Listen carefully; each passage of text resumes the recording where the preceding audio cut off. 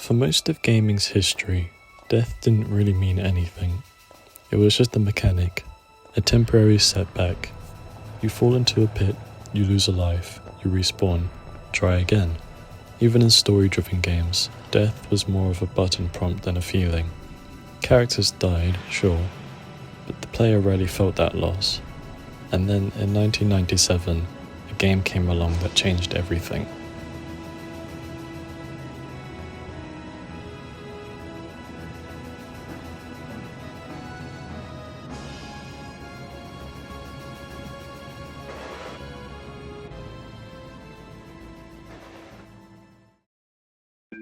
Final Fantasy VII didn't just tell a story where someone dies.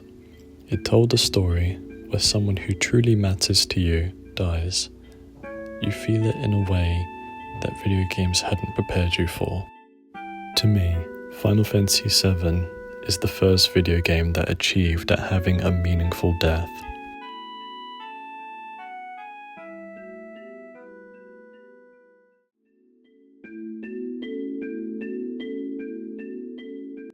Final Fantasy VII was a turning point, not just for RPGs, but for how we tell stories in games.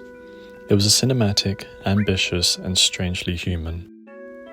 Aerith wasn't just another party member.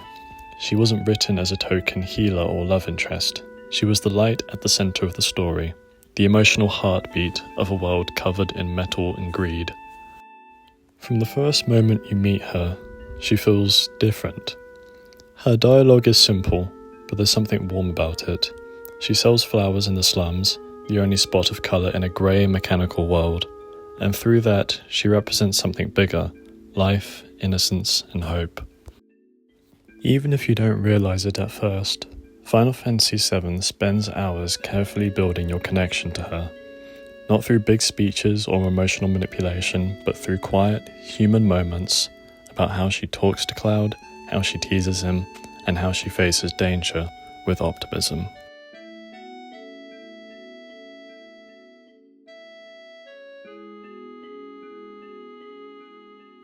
The game never tells you outright that Aerith is in danger, but the story's tone, the way Sephiroth looms over everything, it creates this unease. There's a sense that something is going to happen, even if you don't know what, and yet you grow attached to her anyway. You level her up, you invest in her materia, you take her into battles because she makes your party better. And more importantly, she makes your journey feel better. Then halfway through the game, she leaves. She says she needs to go alone, to do something important. The player doesn't know what, but you feel like you should trust her, and that's what makes what happens next so effective. The game doesn't telegraph the event.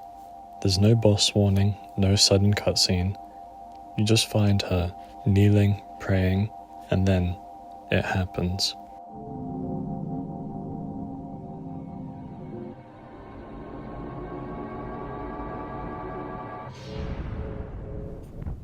Sephiroth descends from above, and before you can react, before you even understand what's happening, the blade goes through her.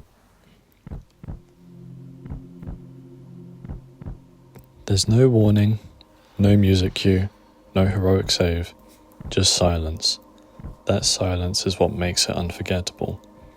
Most games would have filled that space with sound, a dramatic score, a scream, a slow motion cut, but FF7 doesn't do that. It gives you nothing but stillness. Cloud catches her, the camera lingers, and for the first time in video game history, players were left to sit in that quiet, to feel the loss instead of being told how to feel. There's something brave about that. The developers could have turned it into a spectacle, but they didn't. They trusted silence to say what words couldn't. And then, Aerith's theme begins to play. Gentle, melancholic, pure. Not sad in a manipulative way, but calm. It's like the game itself is in mourning.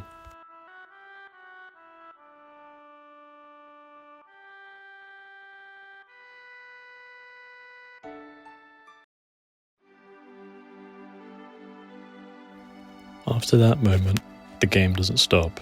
You don't get a cutscene explaining what happened, or a flashback to make you feel better. The world keeps going, but something's missing.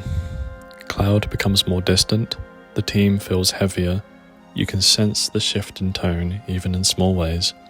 The pauses in dialogue, the music choices, the pacing, and of course, you can't revive her. No Phoenix down, no spell, no secret ending. She's just gone. For a lot of players back then, that was unthinkable. Games had trained us to believe that everything could be fixed, that loss was temporary. But Final Fantasy VII refused to give you that comfort. It wasn't about revenge, it wasn't about plot twists, it was about grief. About accepting something irreversible. And that's what made it feel real.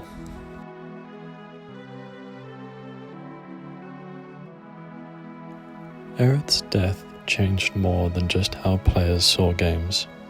It changed how developers made them. It showed that emotion doesn't come from graphics or realism. It comes from context, timing, and trust.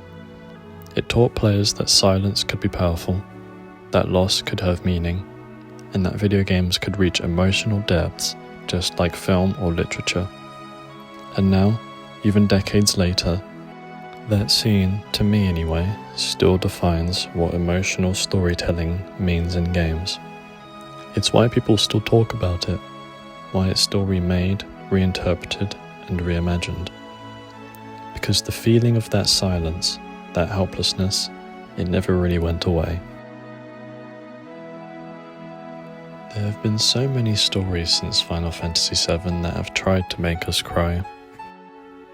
But what made Aerith's death different was its simplicity. No speech, no redemption, just a quiet goodbye to an old friend. It wasn't trying to manipulate you, it was just honest.